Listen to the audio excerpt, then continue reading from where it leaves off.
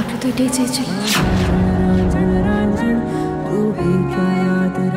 আমরা দুজনই ভালো করে জানি আমাদের বিয়েটা কিভাবে হয়েছিল। আমি জেদ করে আপনার সাথে বিয়ে করেছিলাম, আর জেদ করেই আপনার সমস্ত দায়িত্ব পালন করেছিলাম। কিন্তু এখন বুঝতে পারছি আমার জেদটা ভুল ছিল, আর সেই ভুলের মাসুল আমি এত দিন ধরে গুনছি। কিন্তু আর আমি পারবো না। ডিভোর্স পেপার আমি সাইন করে দিয়েছি, আপনিও করে দিন। আপনার সাথে সম্পর্ক কন্টিনিউ করার আর কোনো ইচ্ছে নেই আমার। আমি যা করছি ভেবে চিন্তে মাথা ঠান্ডা করে করছি। এই পেপারটা ধরুন, চুপচাপ সাইন করুন। আপনি অনেকক্ষণ ধরে একই কথা বলে যাচ্ছেন। সে কি, এটা আবার করতে গেল? আপনার সাথে তো আমার কথা হয়ে গেছিল। না মিস্টার চ্যাটার্জি, তখন স্যারের ওখানে আমি কি চাই, আমার কি ইচ্ছা, আমার কি বিশ্বাস, এসব আপনাকে বলেছিলাম। জীবন আমাদেরকে কেমন হাতের পুতুল বানিয়ে খেলছে। তবে তারপরও যদি আপনি আমার জীবন থেকে সরে যেতে চান, আমি আর আপনাকে বাধা দেব না। আমার ভালোবাসায় যদি একটু জোর থাকে, তাহলে জীবনই আপনাকে আটকে দেবে। আর যদি চলে যেতে সফল হন, তাহলে ভাববো আমার ভালোবাসায় কোনো চুরি ছিল না।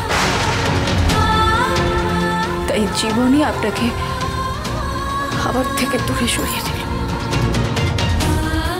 আমার ভালোবাসায় জোর আছে কিনা সেটা জীবনই আমাকে বলে দেবে। কিন্তু আপনি কি চান, আপনার কি ইচ্ছা, সেসব কিন্তু আপনি কিছুই বলেননি। আর তারপর এই নিয়ে কথা বলার মতো কোনো সুযোগ হয়নি। এর থেকে বেশি জরুরি ছিল রাগিনী ম্যামের মুখোশ টেনে খুলে নেওয়ার জন্য আমাদের সবার হাতে হাত রেখে প্ল্যান করা। আমি, আপনি, অর্ণবদা স্যার, আমরা সবাই সেটাই করেছি।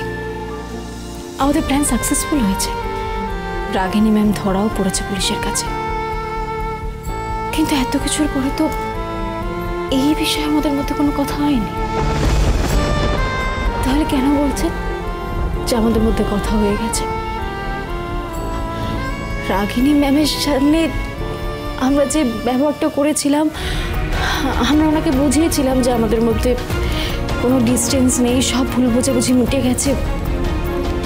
এটা তো অভিনয় ছিল, আমাদের প্ল্যানের অংশ।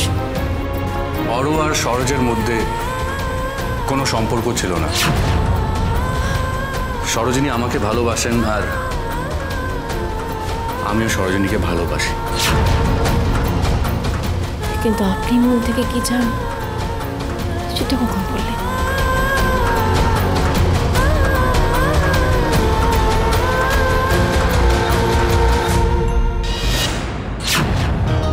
আপনি কি কিছু বুঝতে পারছেন না, নাকি সবটা বুঝেন না বোঝার ভান করছেন?